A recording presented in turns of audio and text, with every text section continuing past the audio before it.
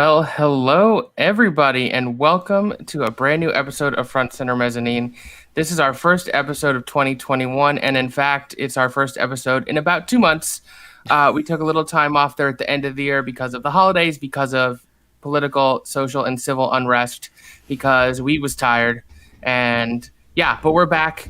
We're better than ever. We're happy to be here. I am, of course, Maxwell Haddad, and that is PJ Campbell. You probably know him. I mean, Hi, guys. the network is named after him. It's After an all, how are you, unfortunate PJ? thing. I'm all right, man. Hockey's back, so of course Front Center Mez has to come back too. Of course, because we nothing have to be. says Yes, nothing says hockey like musical theater. exactly. And so we had to bring it back just in time. I'm glad to be here. I missed it, man. It's been a little while. Yeah, I'm really excited to have it back. Obviously, other than cinema, theater is the biggest part of my life, and as it has been shut down now for what feels like a lifetime, an eternity, this has been a great way to stay connected and to give people in the industry a voice to speak about their career and their life and what's been going on. And I hope to continue doing it every 2 weeks like we did last year. Before we introduce our incredible guest, and we do have an incredible guest, why don't we go over... Oh, thanks, Buck. Hope you're doing well, buddy. Go over a couple of the things we have coming up on the network in the next few days. First of all, it's a really exciting time in PJ Campbell Network land because next Tuesday is your birthday, my friend. Oh, quit reminding me. I don't want to feel old. You're younger than I am, so fuck off. I know. And you said, to celebrate my birthday, I want to do a watch-along of Dr. Sleep. Goddamn. And right. then, of course, our fans said, but do I have to have seen The Shining to watch Dr. Sleep? And the answer is yes. So you ask and we give. So tomorrow night at 7 Pacific, 10 Eastern, we are doing a watch-along of The Shining, Stanley Kubrick's classic film starring Jack Nicholson. And then, as I mentioned, we are celebrating PJ's birthday a day early on Monday with a watch-along of Dr. Sleep. We are doing the director's cut, which is over 3 hours long. It will be the longest single watch-along we've done. We've done some double features that are longer than that. This will be the longest single watch-along, and both of the films are available on HBO Max. Saturday, the PJC and Water Cooler Chat is back for the next 8 or so weeks. This will all be about WandaVision. WandaVision starts tomorrow. So every Saturday afternoon at 12 Pacific, 3 Eastern, me and PJ and Sully and Dwayne and probably Jake Berlin will be breaking down every episode of WandaVision, talking about all of the bizarre and strange things that happen. It's going to be a blast. Sunday nights, of course, we do the Unwind, the show about whatever. It's basically us just hanging out, and you get to watch. And somehow this has become the most popular show on the channel, which means we stopped need to doing structured stuff and just bullshit for 2 hours. I mean, isn't that what we do with the watch-alongs anyway? Yeah, pretty much. So on our Twitch channel, Saturday night, Chris Clark is hosting a Mario Party Madness, an 8-player jamboree with quite an array of talent. We got late to the party. We got William Bibiani and his lovely wife. We have the Smiths, and on Chris's team is Eric Barnes. Now, William and his wife just lost their cat, Sergio, so any Streamlabs donations that come in during this event will be donated towards the vet and funeral fees for Sergio. So we hope you can tune in, and if you have some extra money to spare, that would be a great help to William. Finally, as I'm sure you know, we have a new show coming up on January 26th called Book Nook. This is a monthly book club show hosted by myself and Dwayne Burke, where every month we pick a book, announce it about a month in advance so that you guys have a chance to get your own copy, read it, and then engage in the chat when Dwayne and I will break down the narrative, the themes, the characters, et cetera, et cetera. It's like English class, but cool. So please do come on January 26th. And finally, of course, we do have a Patreon. Check it out. See if there's a tier that's right for you. We have all sorts of perks that come with the tiers, like $10 and up, get a monthly exclusive commentary track. This month, it's going to be The Nice Guys. $25 and up, you get to choose your own Suddenly soundtrack, the show where we break down a movie purely by the soundtrack. And in 2 weeks, at the request of our wonderful Patreon, Brandon Buckingham, we are doing Rent, the iconic musical by Jonathan Larson, and Preston Max Allen will be joining us on that episode to break down every single song from Rent, track by track by track, and giving our thoughts and rating it on the Chris Clark scale from 1 to 6. And speaking of Suddenly soundtracks, Chris Clark was like, I'm not going to do an episode next week because next Wednesday is the inauguration. And so myself and Tim and David B., who writes all the music from the Schmodown, have decided to hijack Suddenly soundtrack. So it'll be the first ever Suddenly soundtrack. Well, second ever because he didn't do Hamilton. The second ever Suddenly soundtracks without Chris Clark. And we are doing a special added to the playlist episode called "The Government Totally Sucks." I call this the "Fuck the Man" episode, where we're going to talk about our favorite protest songs, "Fuck the Man" songs, etc., etc. So be sure to join us for that on Inauguration Day. So Stick It to the Man from School of Rock will be on that list, right? It's possible. It's possible. It is very possible. Any other notes you want to go through, PJ, before we introduce our illustrious guests? No, man. I think that you pretty much covered it all. I can't wait to watch Dr. Sleep with everyone. You guys are in for a ride if you've never seen that movie. That's all I can say. Mike Flanagan is a fucking genius, and I can't wait to watch it. I don't disagree with anything said. All right, without further ado, our guest tonight is Jennifer Ashley Tepper. She is a Broadway and off-Broadway producer. She is the programming director at 54 Below. She is an author. She is a theater historian, arguably the most notable and accomplished theater historian of our generation. I could go on and on, but why don't we let her speak for herself? Yeah, I think that's a good idea. Hello. Hey, that was quite an introduction. I'm very honored by it. He's really good at the introductions. We always try to we like good introductions. Oh, well, thank you. How are you doing? I'm good, riding that whole quarantine roller coaster that we're all on, but I'm doing pretty well. How are you guys doing? Doing okay. Surviving. The pandemic seems to not have an end in sight. I remember I look back to like March and people were like, by June, we'll be back to normal. And then in June, they're like, by September, we'll be back to normal. And now it's January and they're like, maybe we'll be back to normal before we all die. I don't know. I vacillate between being like very hopeful and very not, which is hard. Like it's hard to go back and forth. Seeing so many older friends and like friends who are our age who are healthcare workers, like getting the vaccine, you're like, oh my God, like this is so great and we're moving forward. And then obviously 10 things happen that you're like, it's hopeless. So yeah, we're all in the same boat together, riding the ride. Yeah, it's true. My parents were lucky enough to get the vaccine, the first shot last week in Florida, because they're of a certain age and in Florida. So I'm glad about that because I was worried about them. But yeah. Yeah, the Florida vaccine situation, if it wasn't so tragic, it would be hilarious because I have an older relative who got the vaccine because he refreshed the Eventbrite page at the local mall enough times. And I was like, this is an SNL skit. Like, what's going on? Oh, boy. Well, look. I can say this because I'm from Florida. You're from Florida. Florida's going to Florida. Florida is going to Florida. They're going to do what they're going to do. And sometimes you just got to strap in and go for the ride. So, on a personal note, what have you been doing to pass the time during the pandemic? Have you been doing okay, keeping busy a little bit? Yeah, I have been doing a lot of writing. I've been working on the next volume of the Untold Stories of Broadway, my book series, which it's so crazy to think about, but I have 3 volumes that have been published, and the last one came out in 2016. And we have an upcoming volume that we're going to announce any day now that's coming out very soon. Oh my God, you have them! You mean these volumes? Oh my God, I love that you have them right there. Of course, you got to have props. If you got them, show them off, right? Excellent. Prop work. We'll dive into these books more, but to everyone watching, if you don't already have the Untold Stories of Broadway Volumes 1, 2, and 3, I highly, highly, highly recommend them.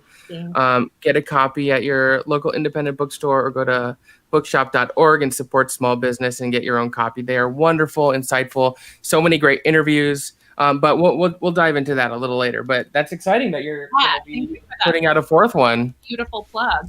And you can also, if you're watching, get it on Kindle if that's your thing too. So it's been really cool. I feel like just in 5 years, which is such a significant amount of time, I feel like I've become a better writer. I feel like I've become a better interviewer. I feel like, so many things have happened in our industry that I've been able to kind of dive into researching. So I'm really proud of the book. And it's just so crazy that it's been 5 years. So I'm excited to share it and have people read it soon.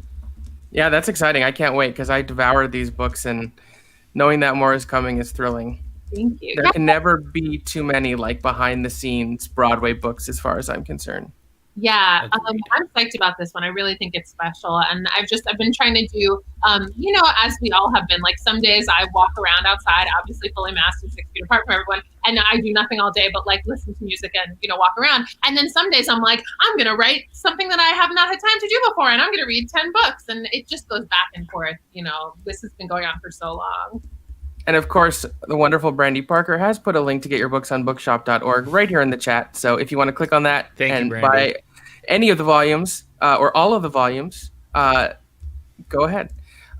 So look, I understand that you're not Nostradamus and you don't have a crystal ball, but I would also say that you have the most acute theatrical mind that I've encountered. You have a grasp and understanding of the industry. What are your, and I'm not going to hold you to this, what are your thoughts on the future of the industry, when you think we might come back, what sort of changes might be implemented? What are you personally thinking about what is when and what is going to happen? Yeah, one of the things is that I feel like my hope is that a really great thing that could come out of this time, which is something I've been thinking about a lot because, in all tragic eras of theater history, whether it's when I'm studying the 70s in New York and how empty the Broadway theaters were then, or it's something like how did the theater community, get through the AIDS pandemic? Like how did we, continue through that time with all that we lost? And it's like figuring out what the things are that, come out of something that you don't expect. So I've just been giving a lot of thought to that. And one thing is that I think that, accessibility is a huge thing in the theater. And we've seen so many people kind of become adaptive to technology in a way. And I really hope that we see something where we reopen and we're able to have, combination type of entertainment where you do see a live performance and it's also live streamed. And there's a way for artists to be properly compensated for that and for, people all over the world to see it. And also for the audience to still want to see it in person. I think that we're going to see hopefully some combination type of entertainment genres that we didn't see before, kind of because we were forced by this, time. That's one thing. And then I also think that, there was such a funny kind of fantasy that people had at the beginning of the pandemic of there's going to be a night when Broadway reopens and everyone's just going to every theater's going to light up at the same time. We're all going to be applauding and it's all going to be back. And I think it's going to be the very opposite of that. I think it's going to be such a gradual return based on so many different factors for each show and each venue. I think we're going to see a lot of venues try to open at half capacity for safety reasons. I think we're going to see a lot of shows open in waves based on who their audiences are and whether those audiences are coming back yet or not. I think that, we've kind of seen some of the stuff that unfortunately has happened in London and people have gone, it will be way worse for Broadway in the long run to open not strong and to have all these things suddenly close than to wait and make sure that it's safer. So, and not to criticize anyone in London, it's nobody knows that it's look at all these new strains of this virus. So with all the unpredictable factors, I do think that those are some things I've been thinking are pretty certain that we'll go in a new direction with some new combination genres and that things will really open gradually in a wave. Yeah, I agree with a lot of that. I mean, I think in some ways the restaurant industry and the theater industry have a lot in common and have suffered quite a bit. And you look at how, the restaurants open indoor dining, which means they had to staff up, they had to put extra precautions in place. A lot of them had to invest in new filtration systems, and then they had to reclose indoor dining just a couple weeks later, which I'm assuming ultimately hurt them more than it ended up helping them because of all the expenses they had to put in to get up to code to open, and now they shut down again. So I do agree that doing it in waves and not all at once is probably the best idea. And I've definitely had conversations with people, and I'm sort of two minds. On the one hand, I'm like, okay, let's say a couple shows open or everything opens. There's going to naturally be some fear and trepidation, even if people are vaccinated, even if masks are still required, even if they're spacing out the seating of going in and sitting in a theater with people while actors are singing. Mm-hmm. So maybe it won't immediately be lots of people coming. But then on the other hand, I'm like, people are so starved for entertainment, for going out to doing things that it's sort of a crapshoot. I mean, I'm hopeful that once it opens, it will be at the right time when it's the right decision. Totally. And I think a big part of this too, that I've honestly been thinking about since the very beginning is that just like, how many people get the vaccine in America is based on the marketing campaign for the vaccine. We're so dependent, as ridiculous as that sounds, on, it's the 9/11, come to New York, see a Broadway show campaign. It's another version of that. It's, first of all, it's making sure that it actually is as safe as possible in all the ways that that'll, entail. But it's also making sure that audiences are educated and marketed to about what that is and come see a Broadway show and New York is back and here are the ways we can support. It's so much a bigger picture thing that it's so much bigger than like just, hey, we're reopening, Hamilton and Lion King and Hadestown. It's like New York, Broadway, and then it's like thinking about the shows, and then it's thinking about the off-Broadway shows. So there's just like many levels of marketing for this. Sure. Yeah, that makes a lot of sense. I remember that campaign vividly after 9/11, and I think something on the same order could probably be a really good idea. I agree also with what you're saying about accessibility. I mean, I am a Broadway producer and an off-Broadway producer myself, so of course my goal is always to make money, but I also am keenly aware of how inaccessible it is on a large scale, how the ticket prices are just ever increasing. And for a lot of it, I blame the landlords and the astronomical rents they charge. But, we've seen throughout this pandemic some really creative examples of digital theater. Some good, some not bad. I'm sure you did, and I'm sure a lot of people watched the Ratatouille musical recently, which I thought was absolutely delightful, and it was spurned from like independent creativity and just a love for music.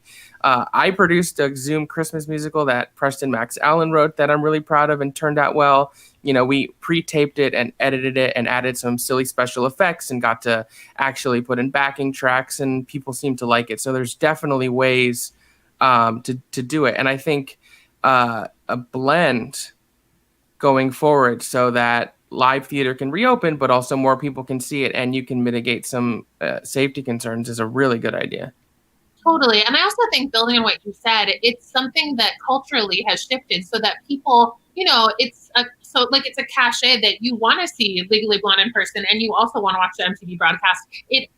There was this misconception, I think, a number of years ago that people would be like, oh, I saw the Phantom movie, so I'm not going to see it on Broadway. And it's literally the opposite, where people want the experiential 360, as we all know now. So I think there's some faith in that in a way that hopefully has encouraged people to come up with new models that like can compensate people properly, because that's also the key to this. But I think there's every reason to think that if you're able to watch Sutton Foster in person in concert in New York and go, you're going to go. You're not going to say, oh, I'm in New York and I can afford the ticket and I want to see the concert, I'm going to sit at home. But if you're in Ohio and you want to pay, $10 to stream it, like you have that opportunity. I think there's a way to get both. And also to like financially compensate people more. It's kind of it could be really successful for everyone.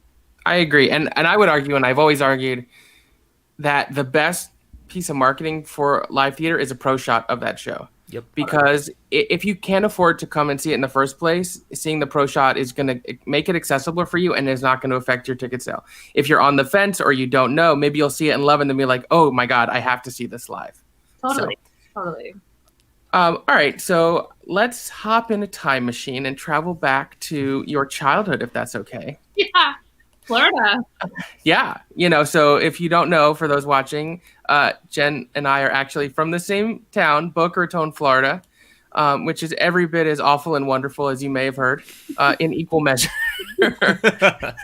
And the funny thing is, Jen and I didn't really know each other growing up, but we've talked a lot and our experiences are actually quite similar. So I'm sure we crossed paths and just didn't realize it until we met when we were in our 20s in New York, like sort of on the same career path. So totally. What was your childhood like? And can you think of like an exact moment when you knew that theater was what you wanted to pursue as a career?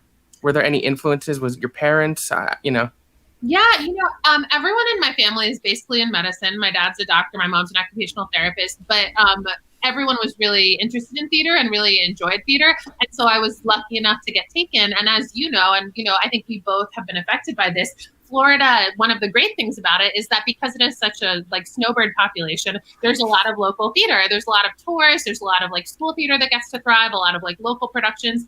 So I was lucky enough to have access to that as a kid.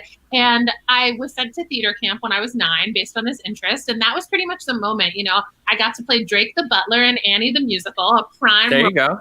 And I kind of, from that point on, was like, every Hanukkah I wanted 8 cast albums. It was like, when can I go to New York? It was very much like theater or bust from then on. And I, spent a lot of my childhood like doing high school theater, doing summer camp theater, memorizing every cast album and liner note I could get my hands on, and then like, praying that I would get to go to NYU, which I was lucky enough to make happen. Wow, that's amazing. And did you, when you were younger, did you think that performing was the avenue you wanted to pursue?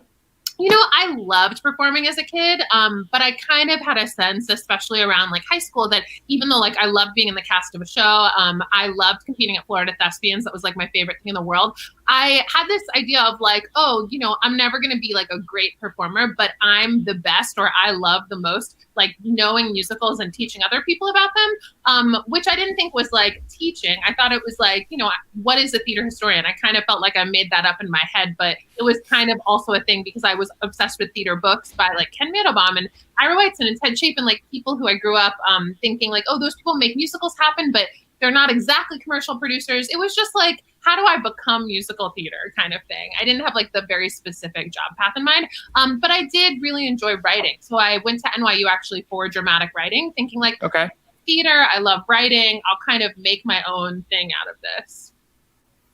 Are there any other, roles or shows that you did when you were younger in high school that stand out to you now looking back that you got to play? Yeah, I should mention this because you and I worked on this show together, so it was just like a funny full circle moment for me with Annelle Nathan and Broadway Bounty Hunter. But in high school, so Florida Thespians is like a big thing. I went to a public high school with like a really good theater department, and we went to Florida State Thespians every year, where 8,000 teenagers gather in Tampa and like compete in all different categories and do main stage productions. And my junior year, we did Forget About the Boy from Fairly Modern Millie, and we in the group musical category, and we won. And I got to play Annelle Nathan's role and like perform Forget About the Boy with my fellow students in front of thousands of screaming teenagers, the pinnacle of my performance career. And I literally copied Annelle Nathan's performance from the Tony Awards that year, like step for step, expression for expression, which I later, got to know her very well before Bounty Hunter, but also during Bounty Hunter, we joked about it a lot. And also, I've gotten to know Janine Tesori and Dick Scanlon, who wrote it since then. And it's come back a lot of times, just like my finest hour tap dancing, on the Tampa stage in front of teenagers, imitating what those people all made in Fairly Modern Millie. That's amazing. Yeah. Anne is wonderful. We actually had her as a guest on our show a couple months ago, and she was such a pleasure. She's incredible. I mean, I really think she's one of like the unsung legends of theater. The story she has, the shows she's worked on, the original cast she's been in, it's just, she's incredible talent. Every and now time she would bring it up, to casually name drop that we're friends with her. It sort of blows my mind sometimes. Yeah, like the people that I know and consider my friends. Totally. She's the best. And I, during tech for Bounty Hunter, we had a tech table that was like just me and Annelle Nathan. It made no sense. It was like, here's the set designers, here's the lighting department, here's like Jeff Tepper and Annelle Nathan. And I was like, if you told 17-year-old me that any of this would be happening, that we would be like sharing pretzels. Yeah. You guys have had some great guests that, we have friends in common that have been guests. Yeah. Yeah. Because we, like you said, we worked on Bounty Hunter together, and we're both, you more so, but have known Joe Iconis a long time. So our paths are similar. So I reach out to a lot of the same people. And okay, so you went to NYU for dramatic writing. So I didn't know that about you. I think that's really interesting. Do you have any stories or experiences that stand out from college? Anything you worked on that was really special to you? Yeah, the funny thing about NYU for me was like all I ever dreamed of was moving to New York. But I was in this department full of people that wanted to be playwrights and screenwriters, which was not what I wanted to do.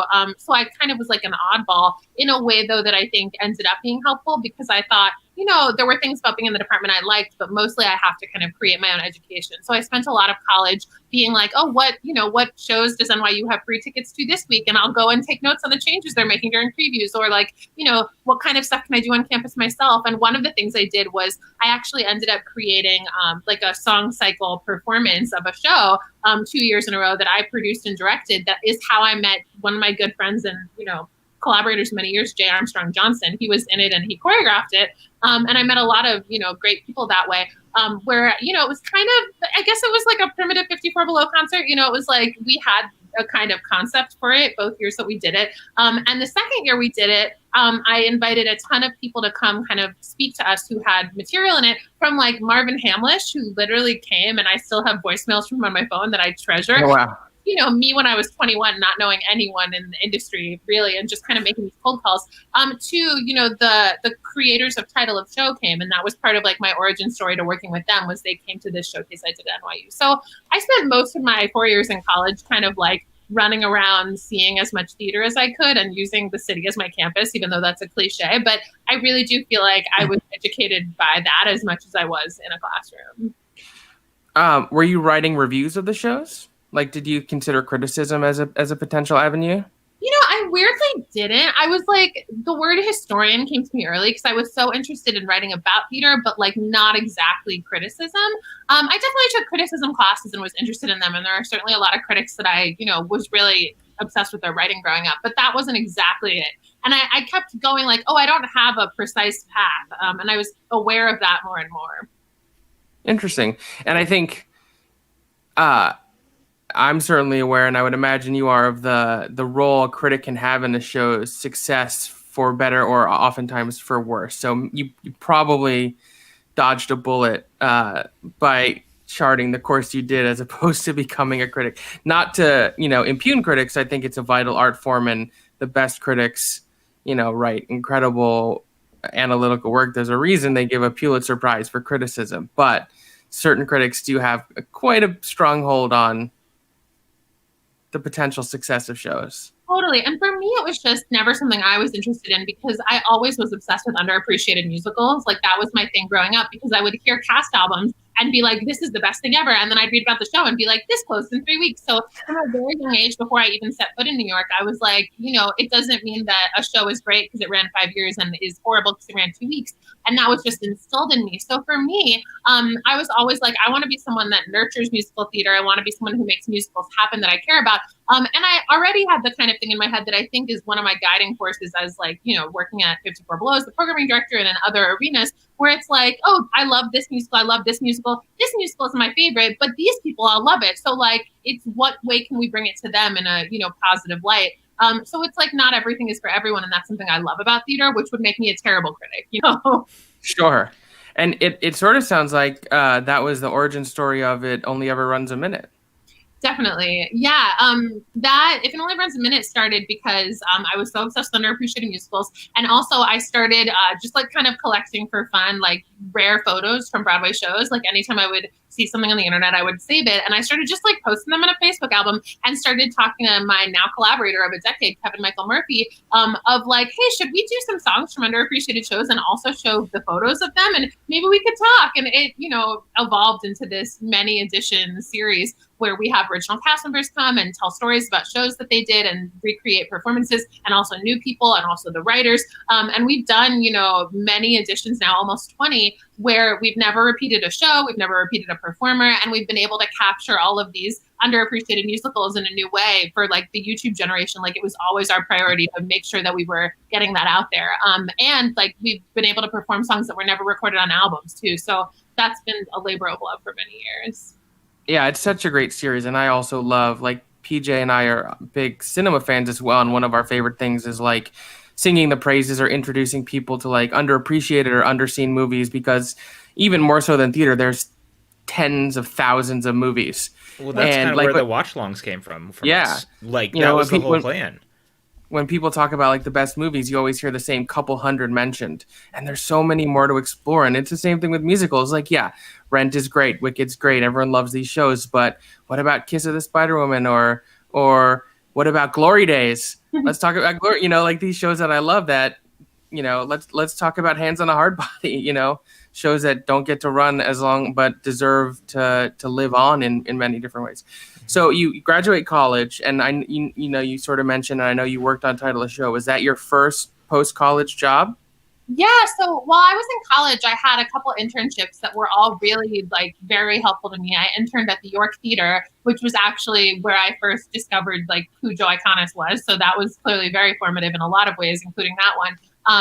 You know, and I interned at the Rodgers and Hammerstein organization, which I interned at because I was obsessed with Ted Chapin from his book, Everything Was Possible, The Birth of the Musical Follies. So I wrote, someone was like, how do I work here? And while I was in college, I was also very obsessed with the musical title of show. So I wrote to the creators of it, wanting to do some material from it in our NYU show that I mentioned. And they were like, oh, they wrote back. They were so kind. They said, you can't perform anything from it yet because it's in the process of getting published. But I also invited them to attend. And even though we didn't end up doing their material, they came to this show that a bunch of NYU kids they didn't know performed, which was very amazing. And we kept in touch from there. And then my senior year, I ended up interning them for the entire year because it was like a very early Broadway web series of the title of Show, where, they basically was shaped around the fact that the show was like trying to go to Broadway. And then the crazy thing was that at the end, it actually did end up going to Broadway. Yeah. Right as I was graduating college. And so Michael Buress, the director, hired me as his assistant. And I ended up spending the summer right after I graduated at the Lyceum working on a Broadway show for the first time, running around, having a very magical time. And then after that, spent like pretty much the next 2 years trying really hard to get a full-time job in theater. And I tell this to, anyone I ever can, because I just think it's important, not getting one. I spent like 2 years applying for every job I could. And I had like so many cool opportunities for like short-term gigs. I did a lot of like, hey, I got a PA job on this show for 2 weeks. This is great. Or like, I'm interning for this person, or I'm nannying, I'm babysitting, I'm tutoring. Like I did the whole survival job thing balanced out with creating If It Only Runs a Minute and like producing my first Joe Iconis concerts, and kind of those 2 years, which were really challenging and where a lot of times I was like, oh my God, am I ever going to get a full-time job in theater? All I wanted was to like kind of work in a producer's office on shows, applied for a lot of those I didn't get, culminating in, I eventually got my first full-time job in theater because of Joe, because of working on Blood Song of Love at Ars Nova, which in 2010 was, as you know very well, Joe's amazing musical that played there. And I was doing a lot of like creative marketing and promotions. And Ken Davenport, Broadway producer, off-Broadway producer and entrepreneur, saw what I was doing on Blood Song of Love and said, hey, I want to hire you to come do that on my shows full-time in my office. And the crazy thing was that I had applied for a lot of jobs at his office before and never gotten one from like the normal process. But it was like, fun times and shenanigans with my friends, not to diminish it in any way, but it was really just like putting on a show with my friends in a bar and getting attention from it in a really nice way. That is how I ended up getting hired. And I worked for him for 3 years. Wow. That was a lot of answer. Yeah. So I vividly remember watching the title of Show and being shocked and delighted that it was actually going to make its way to Broadway. And then I remember seeing it on Broadway and loving it. And then, of course, when they did their one night reunion revival, what was that, 2 years ago now? Unless I'm mistaken, was it the day after Be More Chill opened? So that's like, I remember being very excited. Because I was like, oh, I shouldn't be surprised at all that I see you here in line, and I just saw you last night. How are you? So I think the story you just told is interesting because, getting a full-time job in the theater is very difficult. And I think it also goes to show that sometimes the best proof of concept for yourself is the work you do as opposed to just sending in a resume or going on interviews. But let's talk about Blood Song of Love because I think I was a little familiar with Joe before that. I had been to a couple concerts in different places, but because my wife, Elizabeth, was a big fan of Joe when I met her. I had heard a demo of Blue Hair before, so I was vaguely aware of who he was, but it really wasn't until Liz that I got onto him. And then I saw Blood Song of Love and I fell in love. And it's still to this day my favorite work of his, because the reality is like that particular musical plays so much into my interests, like a rock and roll spaghetti Western with a blood poncho zone in the first few rows. It's just like, it's like everything I could ever want in a musical. So when did you first meet Joe?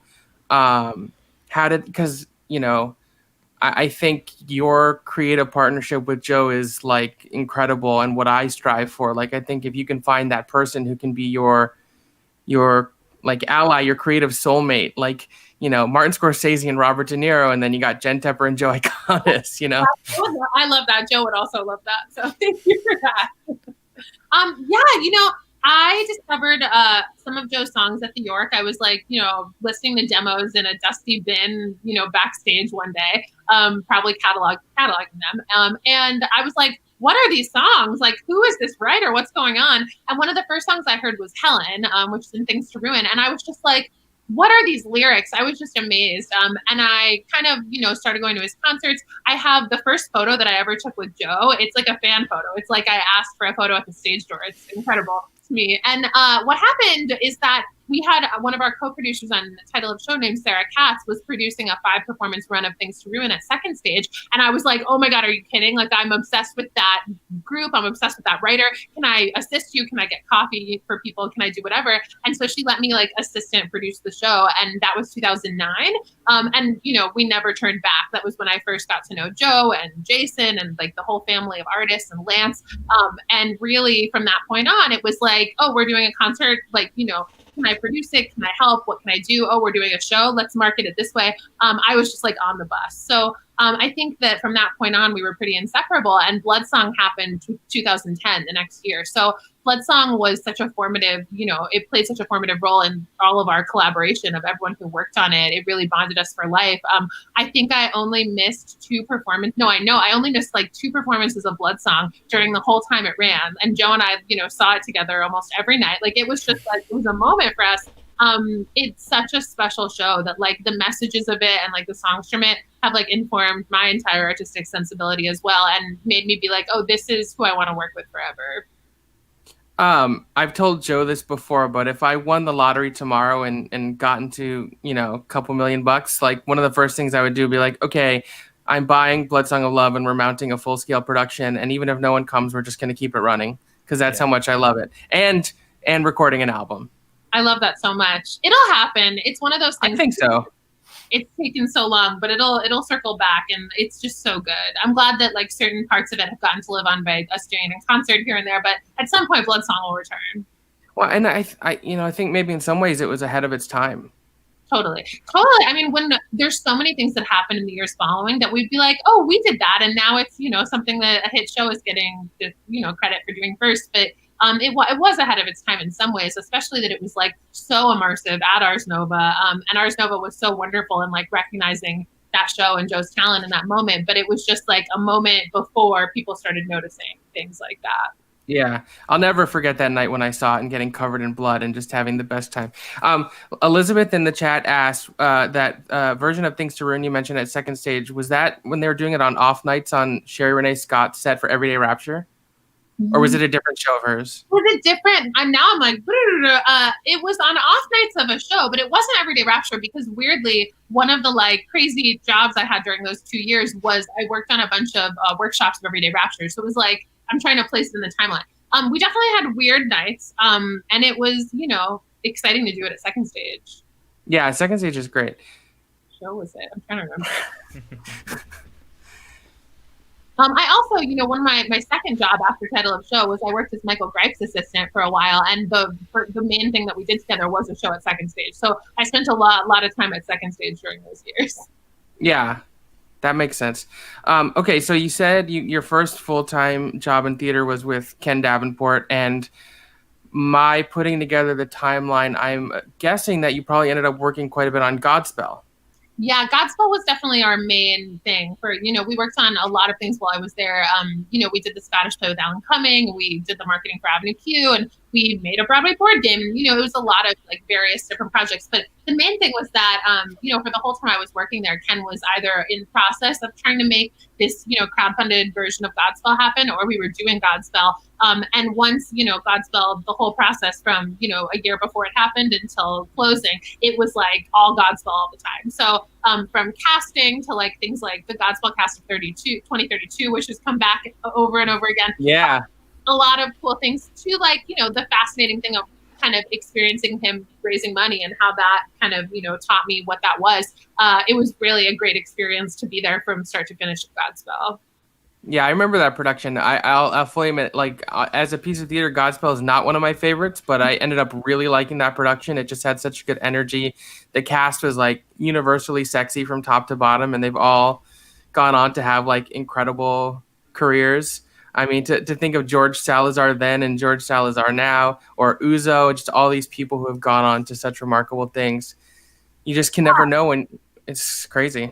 There were so many good origin stories of like, I remember the night that Genji Cohan came to see Hunter Parrish, you know, because she was friends with him obviously from Weeds, and like saw Uzo. And, you know, I remember introducing George Salazar and Joe Iconis after performance, and just watching Julia Madison go on for all 5 female roles because she was the swing, and being like, I just want to be around this woman forever, and like getting to collaborate with her for, you know, the past 10 years since then. It's like Godspell was a really good group. And also it was like, I started that process being like, oh my God, please cast Nick Blaemire and Lindsay Mendez. Like they were just like all I wanted. And then they were the cast. It was a lot of like dream magical fairy dust around that film square. That's awesome. Yeah, that's awesome. That was, I loved like the cushions you could sit on the floor. It was just so much fun. It was such like, that's the sort of thing I love about theaters. Yeah, sure. I love an old fashioned red curtain. You know, you start with a grand overture, classic musical, but at the same time, I like things that are immersive and break new ground and pull things forward, because in theater, far more than in any other art form, there is no fourth wall. Totally. I was talking about and sorry, I just was like, it's funny that you mentioned that, because I was just talking about those because I'm trying to place this in the timeline too, but whenever Godspell closed, there was like a giant hurricane. And then I ended up donating all of those cushions from the lottery seats to the like shelter that was taking hurricane donations. So somewhere like recovering from that hurricane, it's just tons of people sitting on Godspell cushions. Oh, wow. Like, hey, that's awesome. That's such a great, funny story. That would have been Sandy, I think. Yeah. Yeah, wow. Yeah, I guess like dizzy with all the hurricanes. Where's time going? That feels like so long ago, and it also feels like last week. That's true. So Godspell closes, and did you stay with Ken for a while after that, working on some other things? Yeah, I was there for a bit after that. We did the performers. We did the marketing for the performers. We did the Scottish Hotel and Coming after that. But what started to happen was you know, in 2013 was when I started at 54 Below, and it was also the year that I got my book deal and started writing my first book. So that whole year was like, I was still working for Ken, I was starting to work at 54. It was like a very crazy crossover time, and that's when I sort of, you know, left and moved over to 54 Below. First of all, I love that you call it the Scottish play. That delights me, because some people just go for it and they're like, I'm going to say it. I'm not in a theater. But we all know what you mean, so we'll just call it the Scottish play. The stage. You can't be too careful right now, guys, right? Yeah, you're not wrong. So I'm glad you mentioned 54 Below next, because that's next on my notes. I'm glad we're on the same page. So I remember when 54 Below opened and it struggled a little bit, and then I remember reading that, because I don't think we knew each other quite yet, but I was aware of who you were, reading that you got sort of the job as programming director, and I was like, this is exactly what it needs to thrive. Thank you. And obviously you've been there for a long time. You know, when you first started, what do you think? How do I phrase this? Why did they hire you? Is what I'm trying to say. Like, what was your vision for what it could be? How did you pitch yourself? And what changes did you want to implement from what they were doing prior? And what, you know, you thought could be changed to make it more successful, which obviously it became. You know, what was interesting was we started doing the Joe Iconis Christmas show at Ars Nova because of the relationship that Joe and the family had with them because of Bloodsong. And then there was one year where it couldn't happen at Ars Nova because they had a show in their space. So Joe and I were like, hey, maybe we could do the Christmas show at that new nightclub that opened. Would that be crazy? And we ended up doing a Christmas show at 54 Below and ended up doing a Joe Iconis and family concert at 54 Below. So I got to know the owners, who are, you know, the greatest during that process.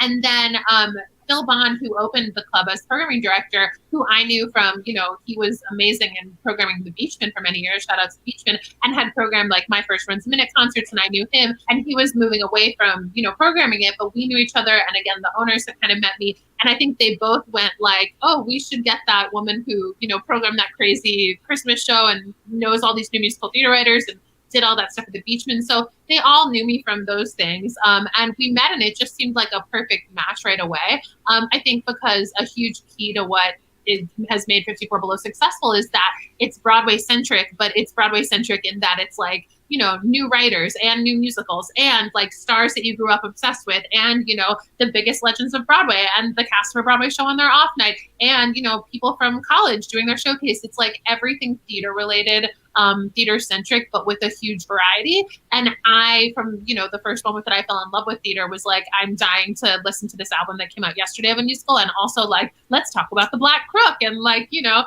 musicals of the, you know, 1800s. So for me, it was a great fit right away of like, what more exciting thing to do than have like very different artists at 7, 9:30 and 11:30, 7 days a week, and have so many different slots to be able to program in that way. And I've been there ever since.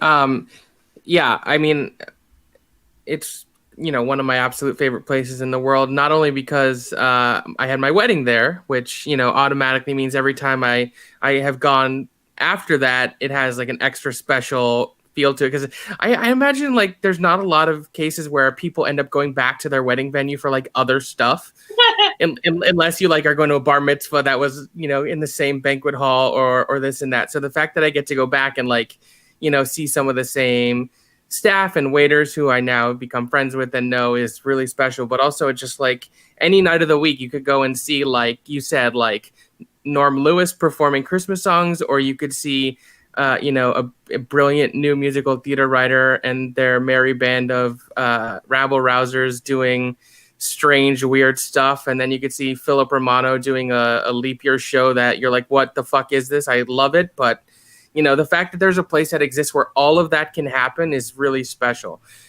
Do you have like a set like rubric or metric that you keep in mind when people pitch shows to you? Like what do you look for when, because I'm sure there are people who you pass on or who you don't think is going to work. Totally. And just to speak to what you just said, though, it's like something I miss every day right now, right? Because it's like, it's theater, but it's also a restaurant. And at the beginning of my time at 54 Below, I was like, oh, like we're talking about things that, I've spent a long time preparing to talk about. Like, how many people do we think would come to this show? And like, what kind of show should this person do? And then we're also talking about like hamburgers and, check averages. And like, it's a very fun. Sure. Oh yeah. I mean, my family has owned and operated restaurants for a long time. And I think the unique thing about 54 Below is not only do you have to think, okay, what time of the week is this show going to work and how much will people pay for their ticket to the show? But this particular demographic that's inclined to go to that show, how much are they going to spend on their food and beverage? Totally. And obviously there's a minimum, but, people who are going to see Patti LuPone are probably going to buy, a $40 glass of wine and a steak, as opposed to people going to an 11:30 show who get French fries and a beer. Totally. And that's a big key to the question you asked, which is like, 54 Below has only stayed open because we have been able to pay everyone and break even and pay all the expenses. It's like, it's not a nonprofit. We're not attached to a hotel. We're not attached to a not-for-profit theater. It's like, it's only exists in itself. So the only way for it to stay open is for me and for our staff and for our owners to program it in a way so that everything can break even, or if something isn't breaking even, something else can make up for it. So it's a constant balance of, of that kind of those kinds of financial questions, which means that, I'll get pitched a show and think this might not be able to happen unless this person's able to do it for this fee at this time with this ticket price. It's always like an algorithm in that way. And I've gotten pretty good over the years at like determining what will sell in those ways. But so much of it, as from producing, is like, how much are these people going to promote it? And are they going to have done another show that is going to take ticket sales away? It's like so many different factors. So it's always kind of a fun challenge. And certainly it's been really wonderful to have, new artists that I'm like, this person's great and they deserve to have a show. And everyone at 54 Below is so supportive in that way. Let's put them at 11:30 and, do everything we can, support them with marketing and, all the things we can. And then next time they'll be at 9:30. And then next time they'll be, it's like, moving people through their careers in that way. And as they, accomplish things themselves and we're able to pay them more or like give them more of this and more of that, it's so great to be part of the collaborative process, and also to have so many opportunities to be like, oh, like I'm recommending this musical director to this actor, or these people are working together for the first time, or this is a night of new songs and then next year they're going to be on Broadway. There's so much of like the process of it all that I really love. Not to say that I don't love, being on the ground working on a Broadway show, but with 54 Below, it's like I'm working with so many people all at the same time a little bit, which is something I really love. Yeah, I produced shows there, and I had more planned that unfortunately got, canceled because of the pandemic that I hope to do one day. But, and I don't know if this is just because we're friends, but I was impressed by how involved you were, and just fathoming that you were potentially this involved with every single show is kind of mind blowing, because, there could be 3 shows a night for, a couple nights, and then 2, it's just like 10, 12, 14, 15 shows a week is like, that's a lot to juggle and manage. Yeah, it's it depends, and I certainly was so like, your shows have been so great, and like I was so proud and so excited to like have you do them at the venue. But it really does depend, and it's such a great place in that I have like wonderful assistants and a wonderful team where if it's like, oh my God, B. Marshall's going to Broadway, it's been such a wonderful place for me to work where they're like, we understand you're at the Lyceum, this week or whatever it is. And then other people can kind of fill in those ways. It's also something that like my brain has been trained over my years there to operate like an octopus with all the different arms is how I think of it. And kind of retraining my brain, I know we've all had to do during this time to like not do that has been a challenge. Like it's so hard for me to do one thing at a time because I'm so used to like that energy. Sure. I just want to say real quickly, Milo in the chat said, congrats to 2019's Cabaret Award from Broadway World for the Joy Iconis Christmas show. That's exciting. And also big shout out to Beachman's GoFundMe exceeding its goal. Yeah, that was, I donated money, and PJ and I, every chance we had, would shout it out and put a link to the GoFundMe in the channel. I love the Beachman pretty much as I love 54 Below, and I was super worried about it. And I'm glad that it's going to live on. I was really happy to see when that GoFundMe like popped as hard as it did because the event, especially the big, right now, you never know. The big star-studded event they did on Christmas, I'm sure helped. That was an incredible event that Joe and everyone put together. Yeah, totally. Thank you guys for shouting it out as much as you did. Yeah, of course. Oh yeah, of course. I love the Beachman because I think it has some similarities to 54, but also it's like a haven for drag culture and all this other stuff that. It would have been like a real black hole to miss in the city. Plus, the Arancini would be sorely missed too. Totally. Now we need to save Birdland. Honestly, it's all the venues. It's like, this is everyone. But I will say in reference to what you just said, it's like 54 Below wouldn't exist in the way that it does without, like, at least as far as I'm concerned, without all these other places. Because I learned everything about, all of this from going to shows at the Beachman and at Joe's Pub and at LPL. And producing them there. And so there's so much that I feel like I've been able to do because I learned it from those places. And, I love the Beachman. I go there every chance I get. Like some of the most special nights I've ever had have been there, including that, like, I always think of this, but like it was when I knew that Be More Chill was going to Broadway and I couldn't tell any of my collaborators that were working on it yet. We were doing a Beachman show because we had like 4 once a week during that run. And then the next week we all knew, but the audience didn't know and the public didn't know yet. And then the next week the public knew. And so to have that experience of like those concerts and that kind of marking the time when we had been performing there for years, it's like, that's not replicable. Like it's those kinds of experiences that we all miss so much right now because it's like, who gets to have that experience? Yeah. I remember that well. I was at all of those shows.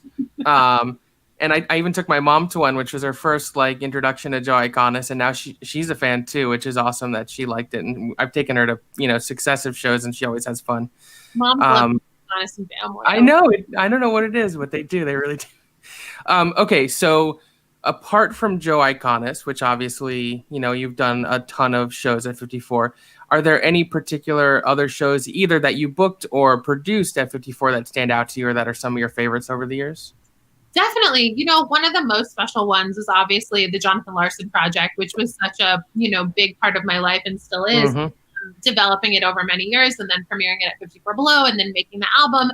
And, for those who don't know, it is a project that I worked on that was my dream to kind of create the song cycle that Jonathan Larson never did, but that he might have of all of his unheard work, kind of like his version of like Songs for a New World or Closer Than Ever, 2 shows I love very much.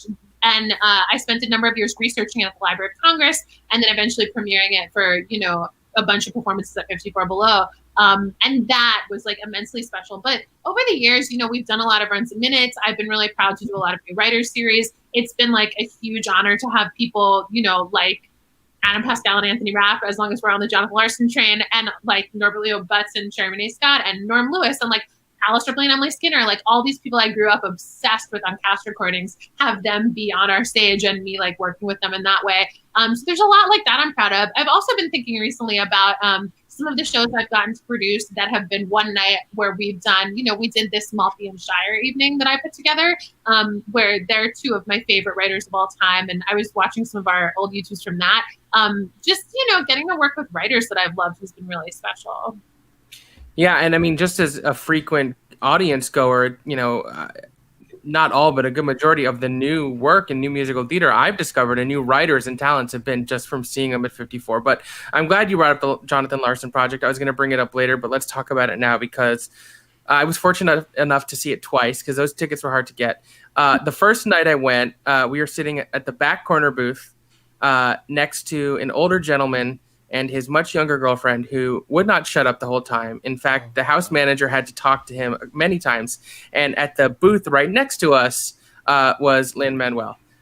So, you know, if there's anybody you don't want to disrupt at the theater, it's Lin-Manuel. And so Lin-Manuel and I kept looking at each other silently being like, this guy needs to shut the fuck up. But anyways, I was lucky enough to go back and see it a second time. And honestly, like, it's one of the most remarkable things I've ever seen. I think what you and your cast were able to accomplish and put together is truly stunning.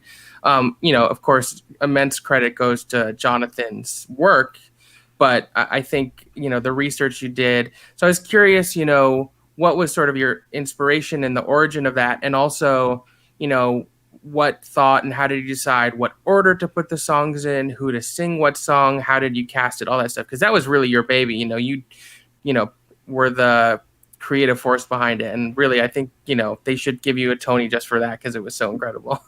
Thank you. Thank you. Yeah, I was so proud of it. You know, Jonathan Larson and Rent and Tick, Tick, Boom have been so influential in my life, you know, since I discovered them as a tween.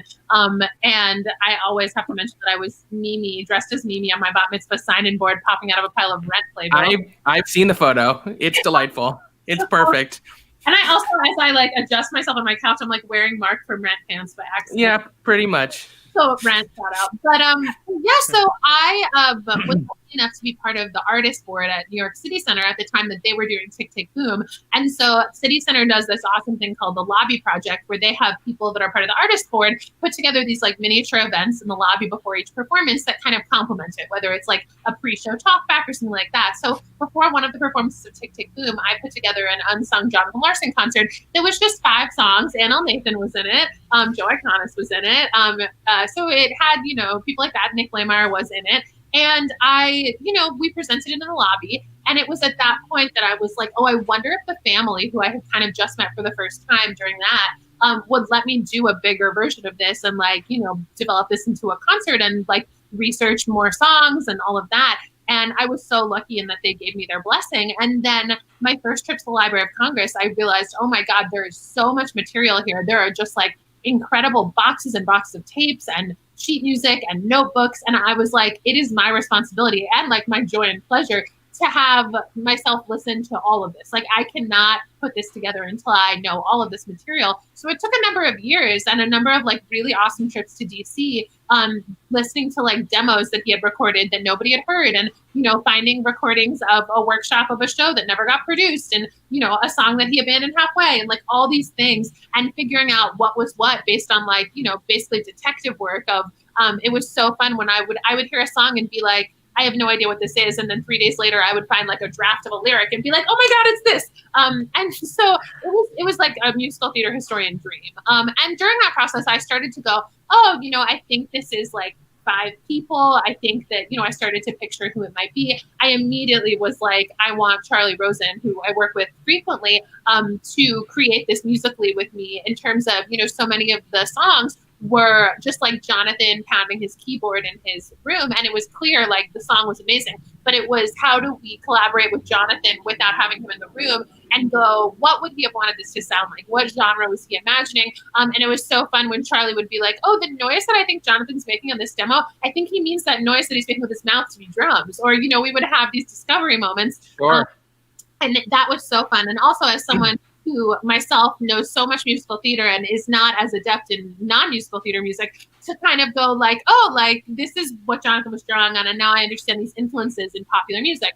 So we spent, we had a process of kind of putting it together musically. And for me, the puzzle of like what order, which is a great question that I never get asked, was so fun because I am so obsessed with, you know, Things to Ruin is one of those songs for New World, which I mentioned. Sure. And closer than ever, of like when you're creating a song cycle that has themes and that has a concept, and it's not a book musical, but you want it to have these like through lines, what goes where and why. So that was such a fun project. And actually one of the best stories about the Jonathan Larson project was like, we made a change in previews, by which I mean, after the first night of 54 Below, we made a song order switch, partially because of like the hidden secret, you know, biggest fan of the show, Joe Iconis, who was like, I think that you need to like establish Jonathan's sound in one of these days before you hear something like Break Out the Booze, which deviates from like the kind of sound. It's sort of the Jerome Robbins rule of like establishing the world, which for me was very much about like the opening number, which is Green Street, was like the Jerome Robbins. But Joe made the really good point that it was just funny because usually it's like we're in the opposite positions of this, where I'm like, Joe, you know, you should change the lyric in Act 2.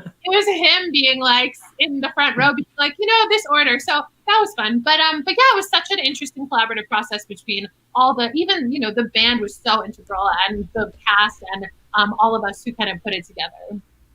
Yeah, I mean, like I said, I thought it was such a home run. I'm so glad you got to record an album. I listen to it all the time, especially if I'm like, I need to cry. I'll listen to Piano in particular and just cry my eyes out because that song speaks to me on like such a primal level.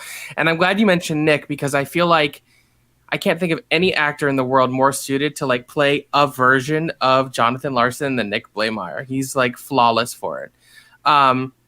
And I have to say, like, I think and I hope that it you know, once we're back to some sense of normalcy, it's a piece that I really think should have more future and should have like a longer run, because it's so wonderful, which is not only a testament to Jonathan, but to what you were able to put together. It was really remarkable.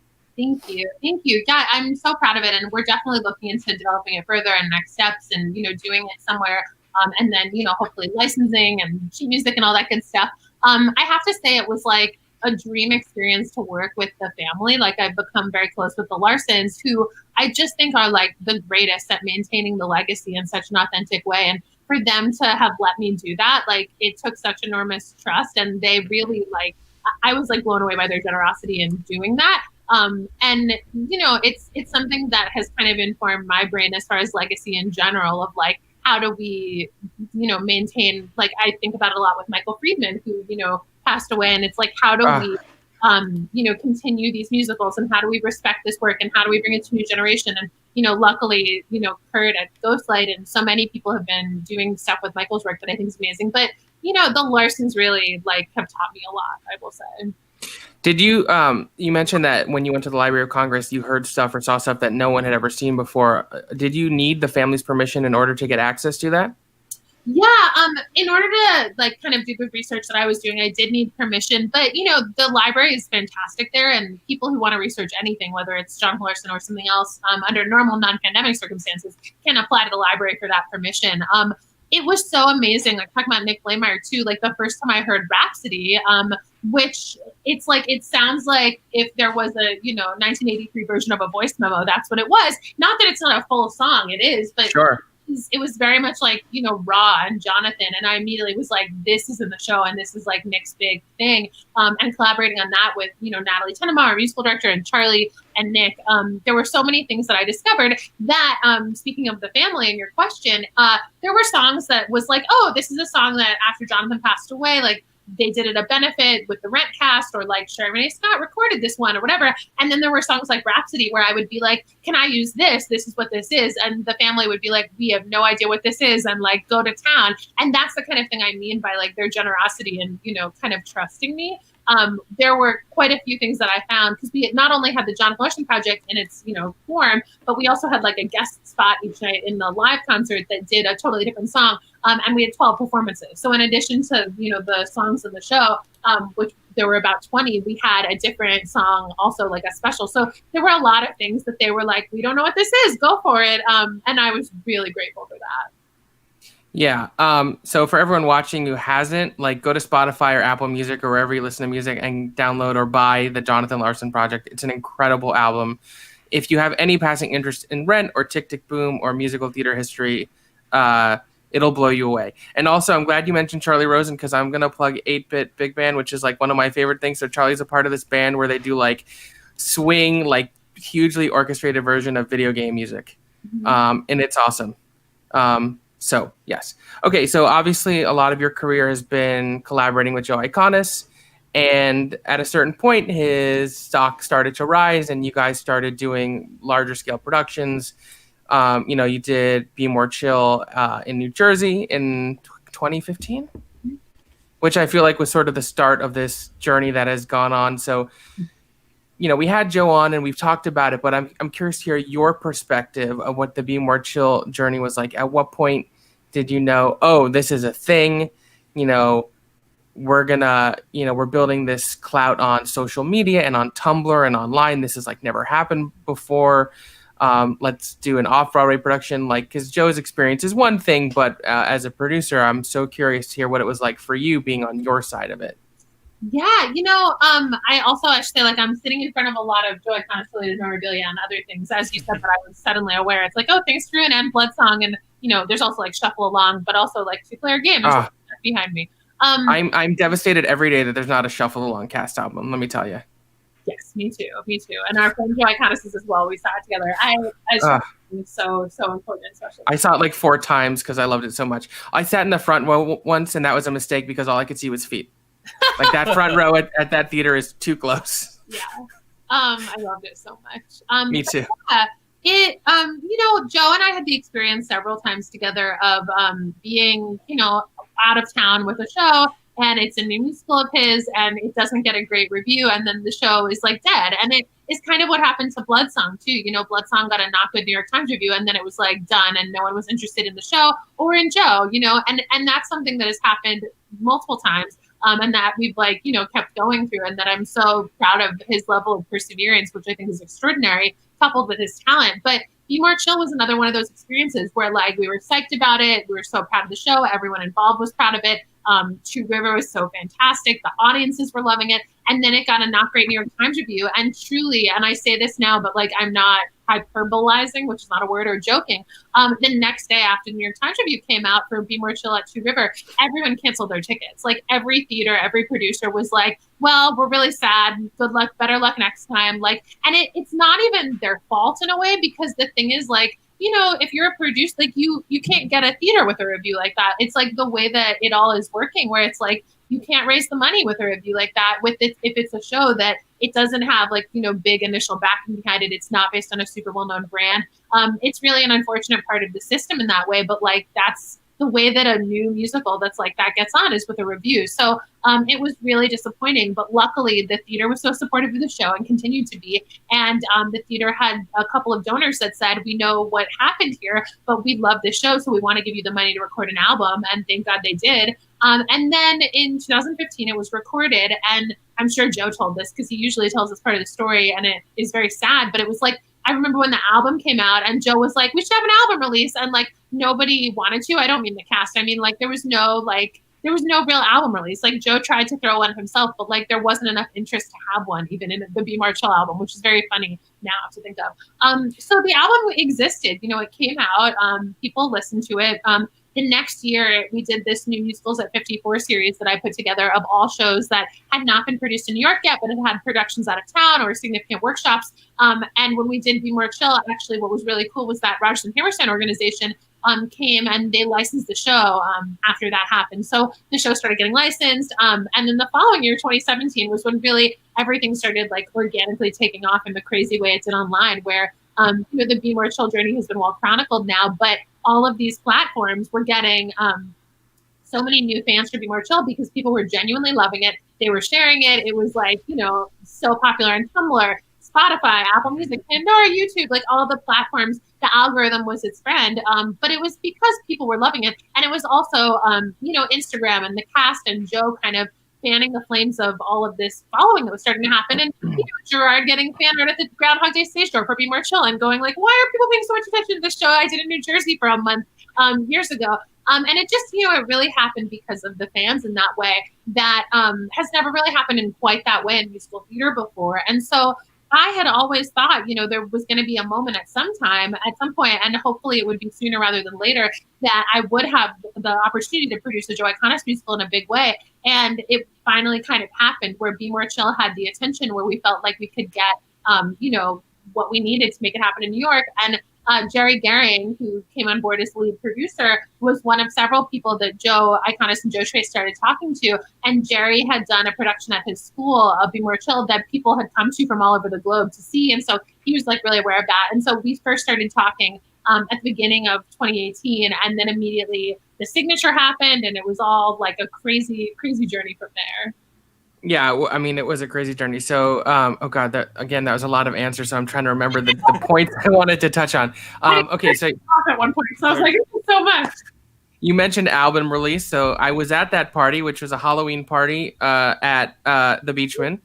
That was also the night of a World Series, and I remember there was a fight over if they were going to play the album at the West Bank bar or play the World Series audio. That was hilarious. Remember that?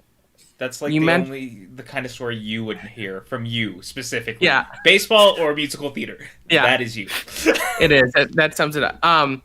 So you mentioned the review, which I sort of alluded to earlier, and I think in particular, and we talked about this a lot when we had Rob Brikicki on the show in one of our very early episodes, who I love, and I worked with him and want to work with him more. I think he's incredible.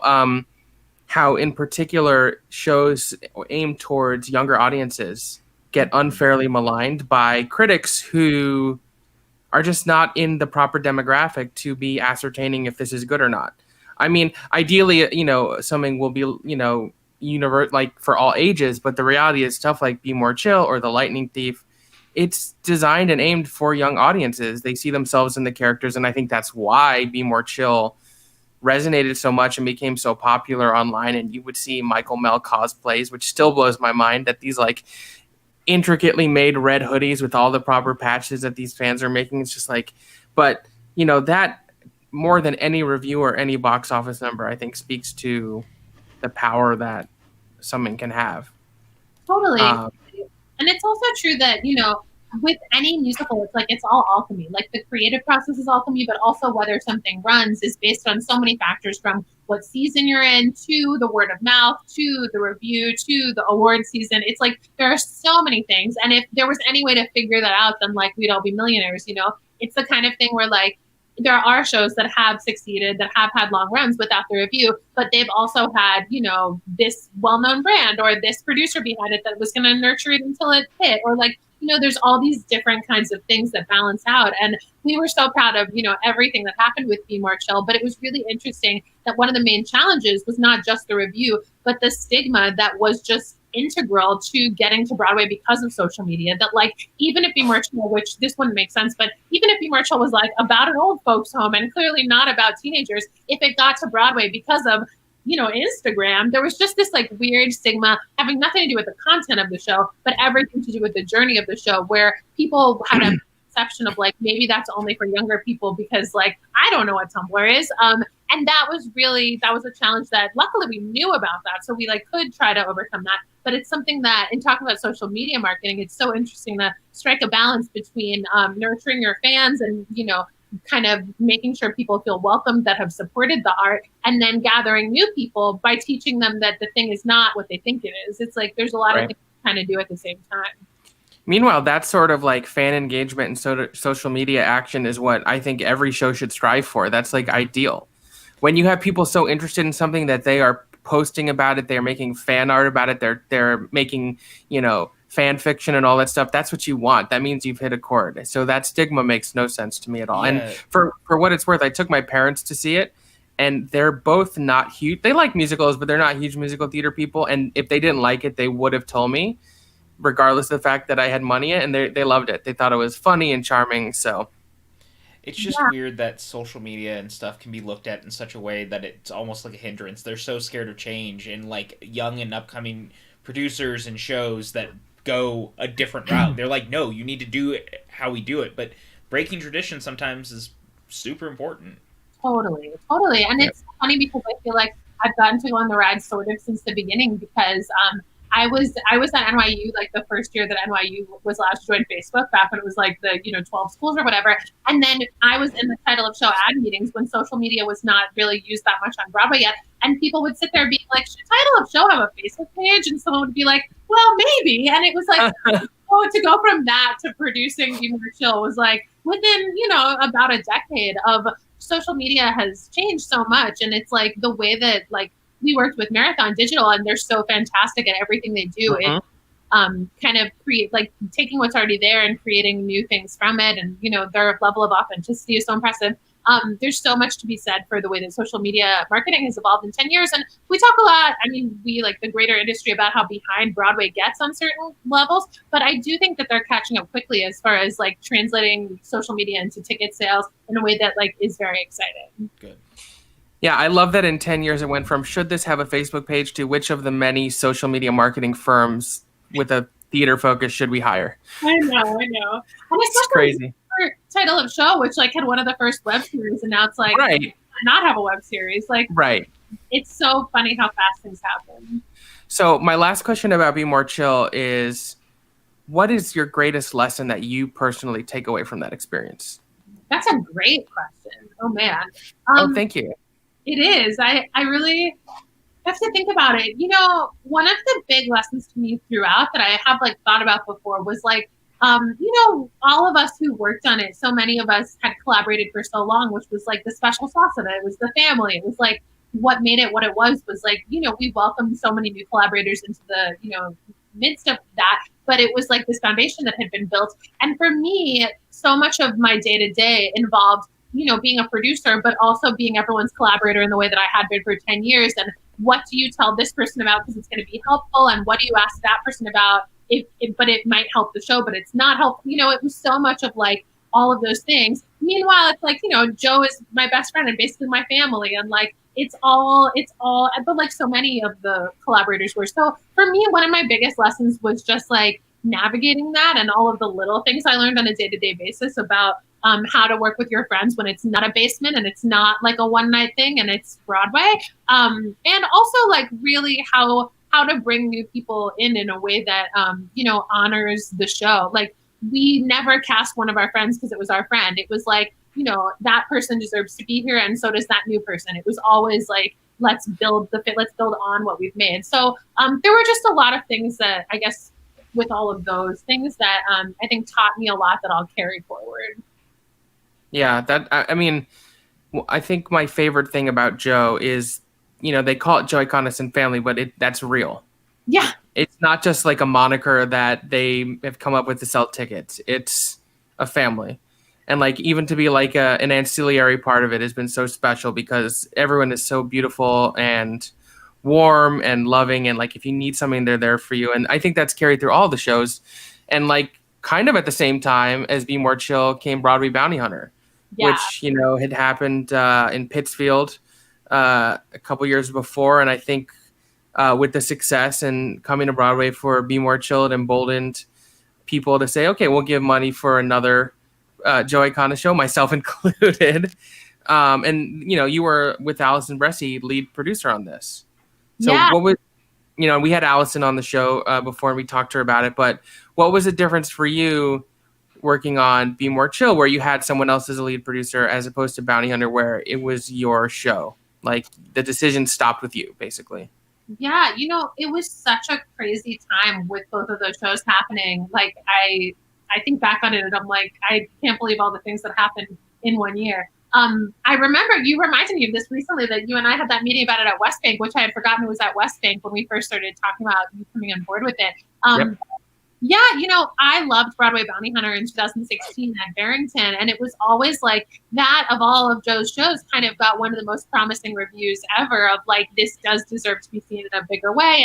And Annie's performance in it was so special. And the whole idea of it, like the level of originality of what Bounty Hunter was, based on genre, but like an original musical in that way, I found so thrilling. And so to have had the opportunity to kind of do it off Broadway, it all kind of started rolling forward at a time when Be More Chill was starting to take off, and it felt like it would be a really good opportunity to have Broadway Bounty Hunter off Broadway when Be More Chill was on Broadway. And it was definitely a really unique experience. I'm staring at, I have the big poster that was in the lobby, which our names are both on. That's like right in my eye line. So my window card will be right here.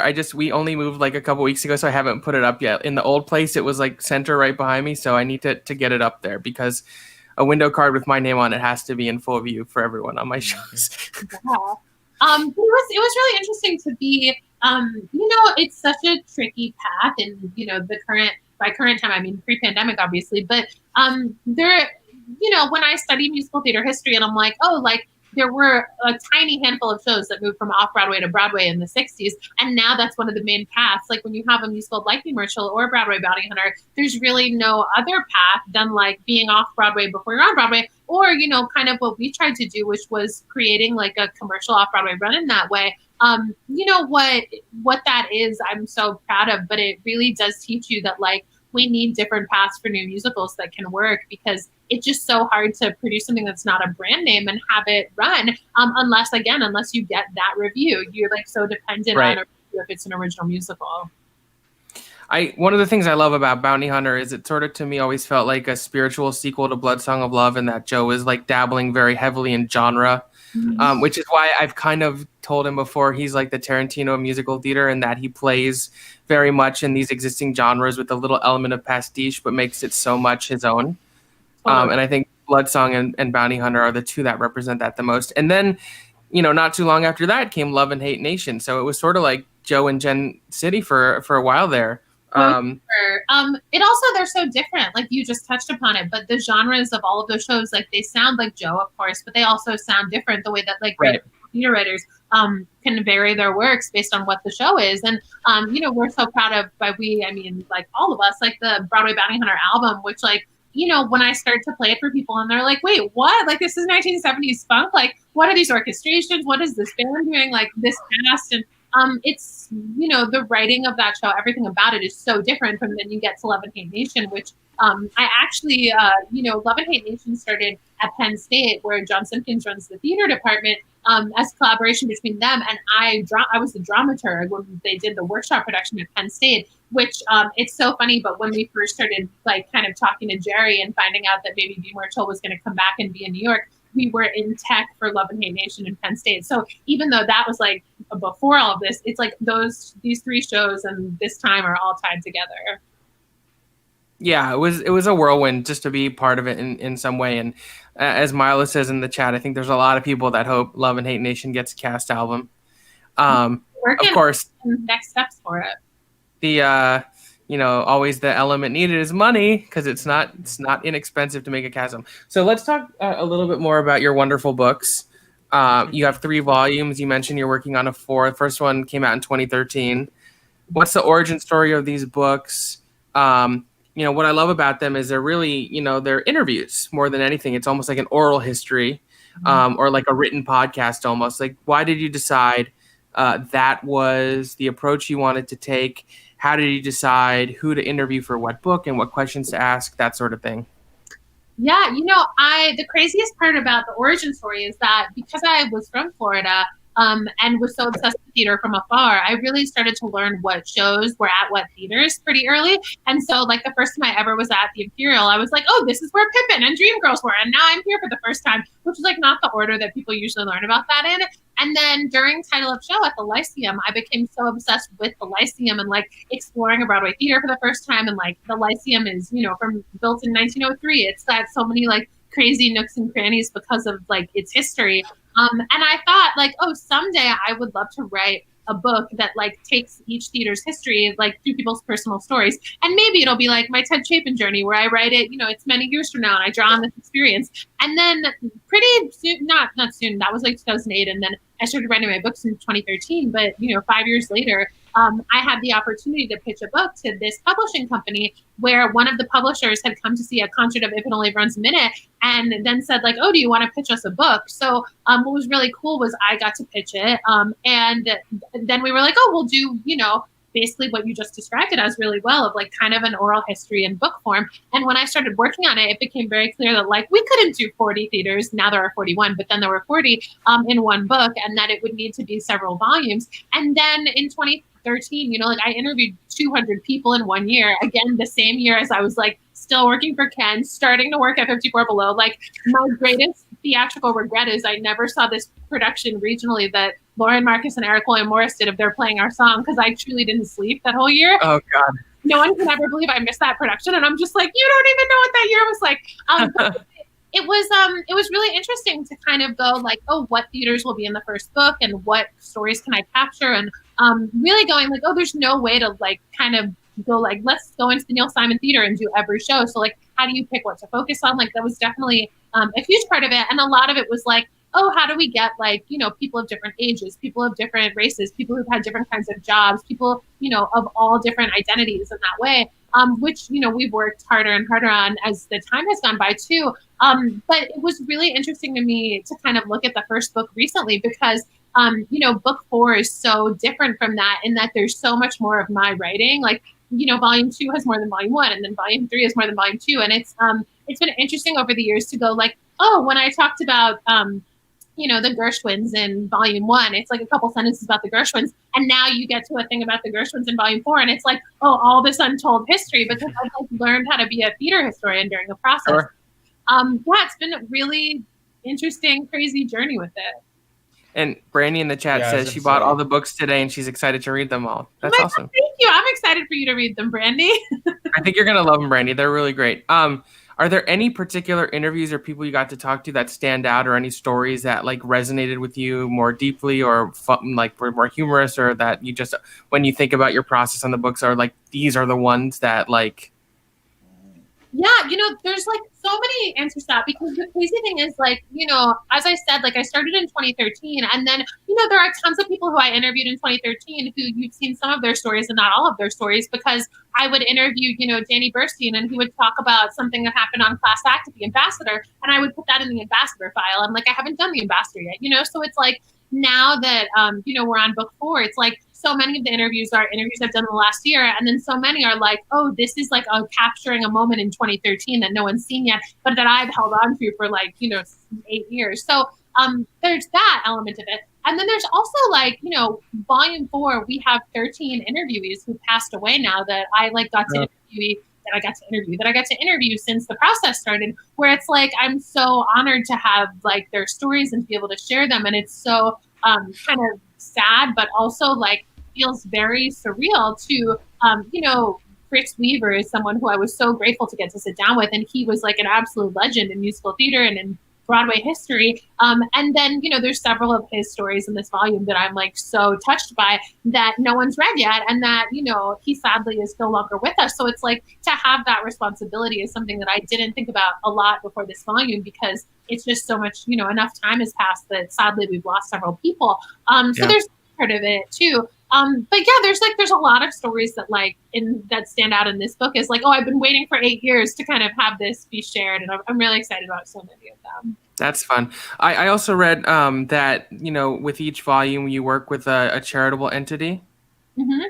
What was the impetus for that? And can you talk a little bit about some of the charities and why you chose them and how that works? Yeah, so we wanted to partner with a charitable organization for each volume. Part of it was that, it's the way that there are so many hundreds of interviews in the book, and we felt like it would be a great way to honor the fact that people were kind of giving their stories in that way by donating some of it. And, we partnered with the Broadway Green Alliance, which was like amazing. We have a charitable partner for this volume that we're hoping to work with that I'm excited about. And it's just been kind of a way to like integrate further with, so much of the books you start to realize how active the theater community is, which we've seen during this time more than ever, with social justice and with like changing the world for the better in so many ways. And to kind of put that into action with like, what small amount we could do with the books was really important. Because you see it in the stories too of like the ways that the theater community, like, it's been fascinating to hear about the earliest years of BCFA in a lot of stories. And how, as people were really suffering, like the theater community stepped up in the way it did. So, just like being a small part of that with the charitable partner was really important. Yeah, that's wonderful. I really admire that you made that decision. My other question is, the books are such a unique size and shape. Like it's almost more of like a coffee table book, but it's a paperback. So it almost feels like it should be like vocal selections. Like that's the kind of book it most reminds me of. So I was curious, like what the decision was, but to make it this size and shape where, when you're reading it, it really does read like a normal book that you would get in like the smaller size. I always thought that was so interesting. And I've been wanting to ask you that for a long time, but was saving it for the right moment. And this feels like the right moment. I love that. Cause again, it's like, I don't know that I've been asked that ever, but maybe just not a long time. I love our weirdo book shape and all of that, because if it was a smaller book, in terms of like, height and width, like all of that, it would be so thick that I feel like it would be really unwieldy, especially this fourth volume, which is a bit longer. And And, part of the decision not to have it be a coffee table book was because we really did want it to be something that people didn't feel like was just like, they could read piece by piece. Like, it is a book that you can read it out of order. And actually, like, one of my favorite things ever is when someone tells me they're like going into work in a theater for the first time, so they've read like that chapter. Like, it's great. You can read it out of order. It's awesome. But it is also a book that like reads like a book rather than like a coffee table book that you like pick up. So it was definitely like a bunch of things that led to the decision to have it be like soft cover, but that size. And I'm actually excited. We're gonna, as I said, we're gonna announce the 4th volume, like the timeline for it and all of that very soon. For people to just like see the new cover. It's been 5 years. It's so crazy.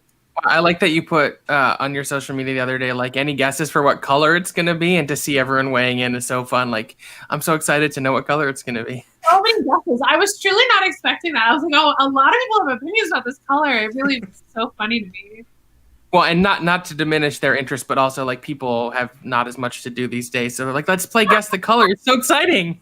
Yeah. Oh my God, totally. I'm obsessed with that. The good and bad and ugly of the fact that we've all been sitting in our apartments. So like anything that happens is so amplified in that way. Yep. You're totally right. It would have been like a third of the responses in normal life. But yeah, I love the oral history format. I think it's such a great way to do this sort of thing. And I think the story of what happened with Be More Chill is so fascinating that someone, and I'm not saying me, but maybe me, should take the time and effort and actually chronicle like a novel length oral history and talk to you and Joe and Charlie and Jerry and all the actors and people at the Signature and really put it together, because I love like showbiz stories, behind the scenes stories, and I think chronicling that would be fun. So maybe we'll talk about that. I think that could be a cool project. Totally. Yeah. I mean, I think that when I first started writing the books, I became so obsessed with reading, like, the classics, like reading Studs Terkel, and also just like every Broadway oral history that exists. And so much of it, and it's good that people don't realize this, but, I edit the stories in like such a way that it is a big part of the writing process. Actually, recently I worked on like this huge story where it's going to be in a future book, but I was like, truly, it felt like doing surgery, where I was like, if this sentence that they said at minute 56 goes here, then that'll make sense here. And it's kind of like, making a show where you're, it's supposed to sound like it just came out of their mouth that way, but it's edited and edited and edited. Oh, yeah. And that's been an interesting thing, to not lose the colloquial nature of it, and also not to lose people's individual voices, and also to make it make sense as a book. It's so many things that are specific to oral history. Well, and you heard it here first, folks. She said in a future book. So volume 4 will most likely not be the final volume. Yeah, there'll be 6. So we have there'll be 6. Yeah. Wow. We have to get to all the theaters eventually. So it'll be like a full set of encyclopedias. You can go sell them door to door. Yeah.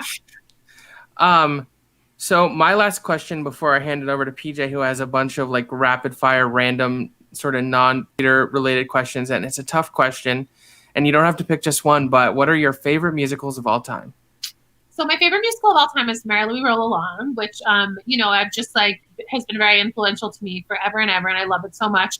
But it's funny now that I've been in the industry for long enough, and we've talked so much about Joe tonight, but it's like, how could I compare Merrily, which like, I grew up loving and informed me in that way, with something like Blood Song of Love, which like changed my life because I worked on it and because it was part of my career in that way. It's like, it's so hard to kind of have your list of 10 favorite musicals I've found once you're like in the industry. But there are so many, a chorus line is very important. Clearly Jonathan Larson's work, if pressed for it, I could definitely make like a top 20 list. So many of my favorite musicals just have to do with, like the writers I love. Like I love Bill Finn. We talked about Maltby and Shire. There's so many, there's so many musicals that have been really important to me, and a lot of them are underappreciated. Yeah, that's awesome.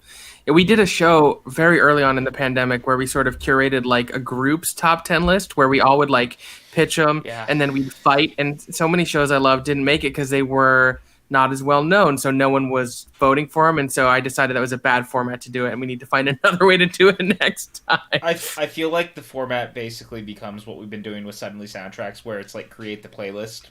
Right. Instead of fighting. Because the fighting. Yeah, but because the fighting's the worst part. Any opportunity to celebrate unsung musicals is a good opportunity. All right, PJ, I'll hand it over to you. Go crazy. Let's see what Jennifer's got. I'm not going to go totally crazy, but I always like the way that you guys talk about musical theater and stuff is how I feel about movies a lot of the time. So I always like to start with, what is your favorite movie? My favorite movie of all time is All That Jazz. Oh wow, It's related to So me. good. no, totally, I like that. That's a great answer. It's always been my favorite. In fact, I tend to give people the All That Jazz test, which is like I judge my friends based on their reaction to the movie. It's a very important movie. I Nothing mean, wrong with that. Bob Fosse is one of the great geniuses of all time. Yeah. I've read like multiple books about him. Yeah. But that shouldn't surprise anyone who knows me. That Yeah. doesn't surprise anyone, my friend. No. Outside of that, we were talking off mic. You've started watching Seinfeld. You're going through it for the first time. But what is your favorite TV show?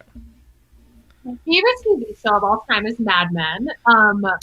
Yes. Good choice. It's literally changed my life, that TV show. I love it so much. I watched it. I rewatched the whole thing in early quarantine, and it will be my favorite forever. I know you like relate a lot to Peggy and see a lot of yourself in her, because I always see you posting like memes and photos and stuff. Like for some reason, I love Mad Men too. It's in my top 5 shows. I've watched it many times. Like I always associate Peggy with you now. Like that's something that's always going to be there for me. It's my favorite.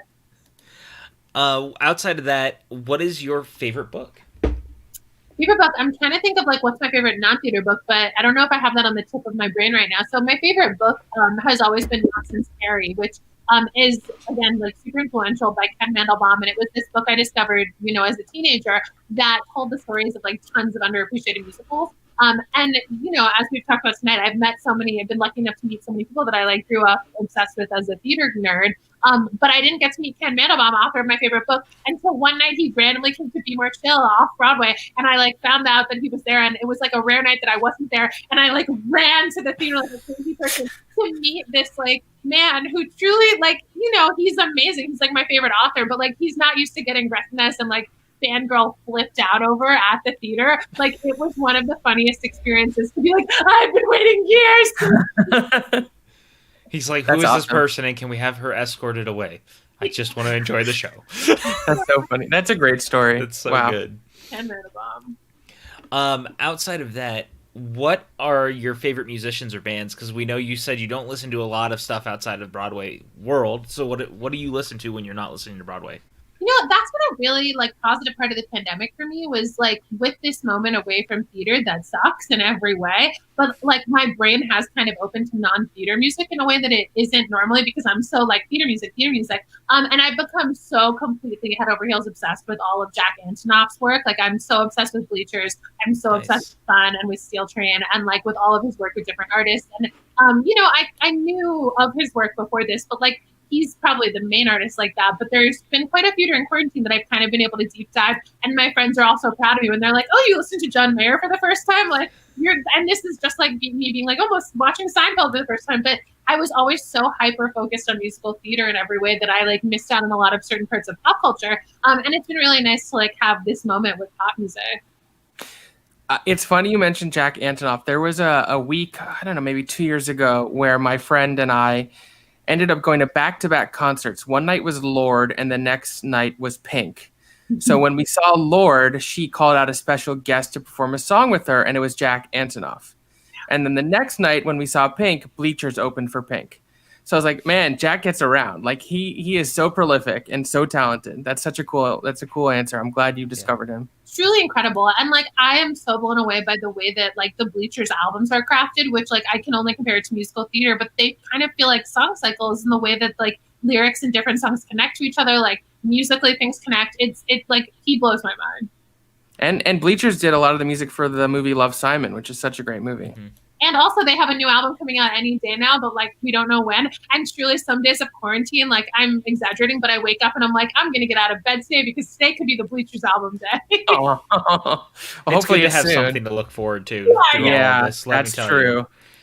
My favorite band is Coheed and Cambria, and was it, a couple months ago, I woke up when they had dropped a new single, and I lost my mind, and I was texting Maxwell. I was like, Max, Coheed has a new song out. I don't know what to do. I was like, cool. Yeah, so I'm I happy get it. you're happy. Hey, that song's a jam, okay? During a No, time it is. so many things have been taken away for like you to be like, oh my God, my favorite people dropped this. Like I've very much enjoyed the new music that's come out because it's like we still have music.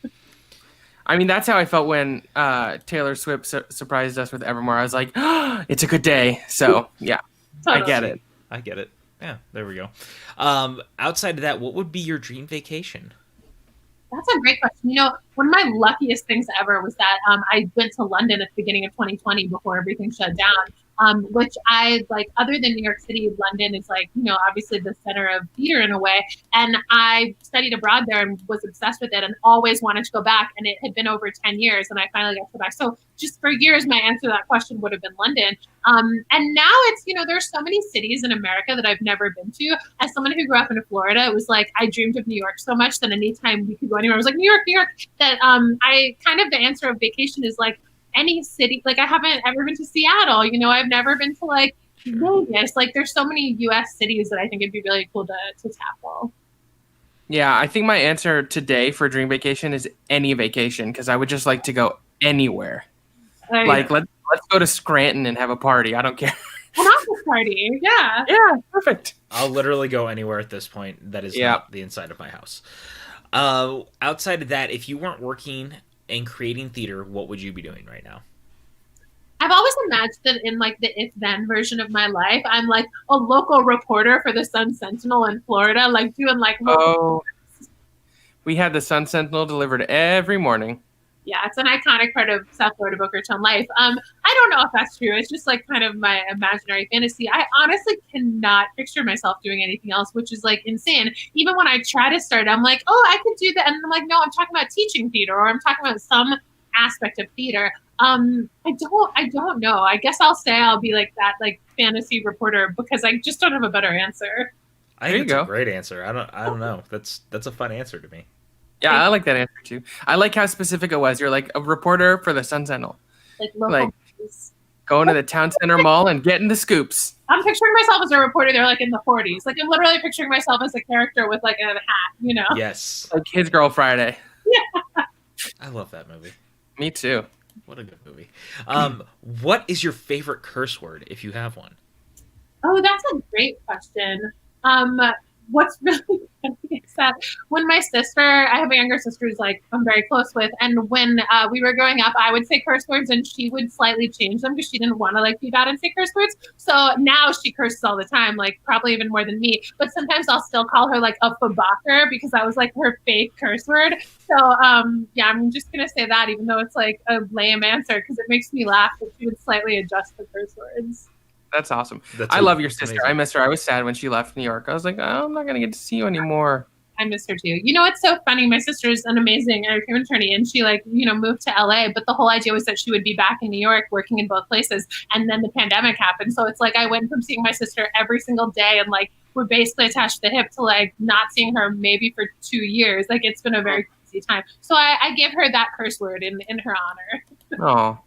Yeah, it's so tough for everyone right now, like to not be able to see the people you're used to seeing. It's just we're all gonna have trauma and need therapy for years to come. I think not to go off on too much of a tangent, but like, we obviously the loss of life has been incredible, the financial impact, but I think one of the big things people are not talking enough about is the mental health ramifications. Not only now, but how I really feel like they're gonna linger on and have stuff that's going to manifest for years to come in the way people choose to live their life and all the trauma that we've suffered. So it's going to be really interesting. Yeah, we've talked about that a lot on here actually, because it's something that seems, especially in our circles of creative people who are used to having an outlet and being stuck inside, you sit in your head a lot now, and it's weird, man. I don't know. Well, that's really that was sort of the impetus behind doing this show in particular, is like to have an outlet to talk about theater and like keep it alive while it's while it's not it's shut down. So totally. All right. Amazing you guys go ahead. Like this kind of thing, and like people have taken this and come up with new outlets from it. Like it's there's so much positive that's come from it, but it's like it's so isolating. It's been so long. And like in thinking so much now about like my new book that's coming out, I was like, all the things that I usually am excited for, like thank God we have technology the way that we do. Thank God it's like we can reach all these people, but it's like we're not going to have a book party. We're not going to have a book signing. I'm not going to get to go to the radio stations. Like all the things that we normally do that involve people and are like, oh, I sat in my apartment alone and wrote the whole book. And now comes the part where we get to like read it out loud together. It's like all of that is still happening on my computer, which like, thank God it's happening because of technology and, people being, innovative in that way. But it's still like things are making us sad, and it's been a year of it. So I agree completely that we're all going to have a lot to deal with. Yeah. Well, do you have any last words, and where can people find you online, find your work? Is there anything else you want to promote that we didn't cover? Yeah, people can find me at Jen Ash Tep on Twitter or Instagram. And the main thing is just keep an eye out, because any day now we're going to announce the book and, when it's going to come out and all of this other stuff about it. So the theaters that are in it, I'm really excited for that. So people can keep an eye out. And just thank you for having me. And thank you for doing what you're doing. When I was watching the whole intro, I've definitely been oh my God, look at how much content there is. But it's stunning how many shows and how many different things are going on that you guys are doing. It's amazing. I thank you. And we've said to each other, and we have other people on the network who host different shows and stuff, we've said if nobody watched, we would still keep doing it because it's fun for us and it gives us something to do. The fact that on top of that people watch it and donate, and our patrons and stuff, it's been really rewarding. But it's been a great outlet for us. I honestly don't know what I would have done throughout this whole pandemic if not for this channel we've built. No, totally. And I think the other thing is that we get to love on so many different forms of art, whether it's movies, whether it's music, whether it's Broadway musicals that. So many people's channels are just hyper focused on one thing. And the one thing I like is that we were no, we're going to do everything because we love loving things. My whole I'm not going to be a part of a channel that doesn't have a heavy musical theater aspect to it. It's just not going to happen. But you're also not going to be a part of a channel that's not also heavily optimistic and we want to bring goodness into the world, and because my whole general outlook is trying to be optimistic about art and not putting getting rid of a lot of the negative stuff. So this is kind of where it all came from. Negativity online? Never. No, I love that. Well, it's really so many different things that it is you guys are not just doing movies or not just doing musicals or anything. It's so many things. So good job. Excellent. Thank you. And thank you so much for joining us tonight. I hope you had fun. It was a real pleasure talking to you. I've had the opportunity to work with a lot of people over the last few years, but I really look up to you, and you're sort of an inspiration to me. And if everyone could be as good at their job as you is, and the opportunity to work with you and learn from you is really remarkable and something I hold dear. So thank you for that too. I really, really appreciate it. I can't wait for us to work together on things in person again together. I know. Yep. It's nice just to have a meeting and talk about potential projects and maybe give each other a hug and be yay, let's have a drink. God. It'll be, guys, we're going to get there. I believe in it. Yeah, slowly but surely. Yeah. All right. Well, we'll drop you out. Thank you so much. Thank you again, Jennifer. All our love. Stay sane and stay in touch.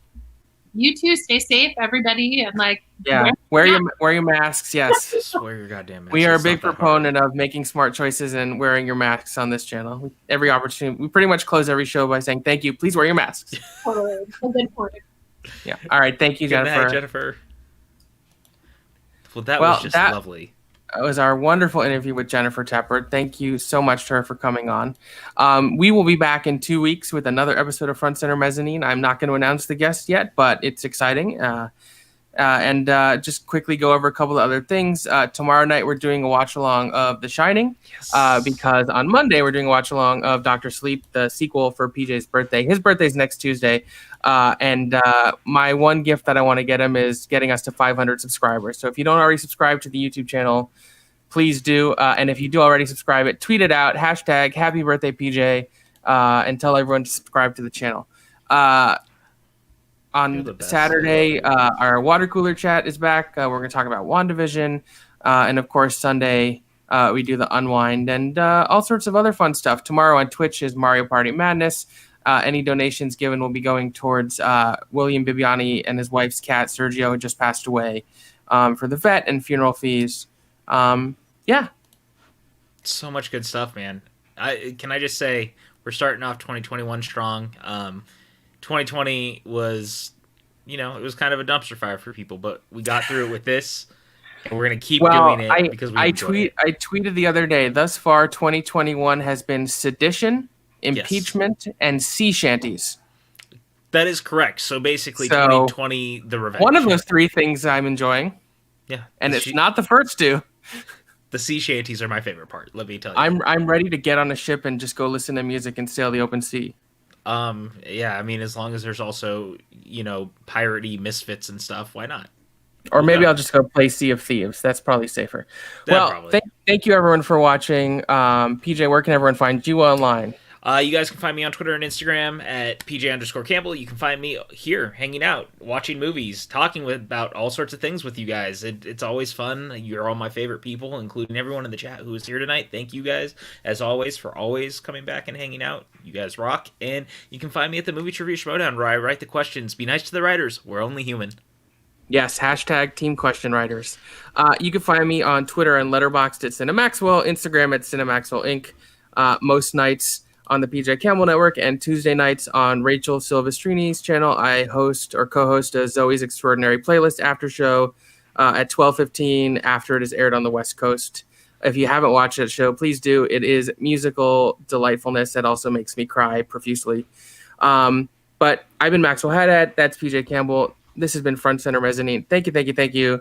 And please wear your masks. Good night, everybody. Good night, guys.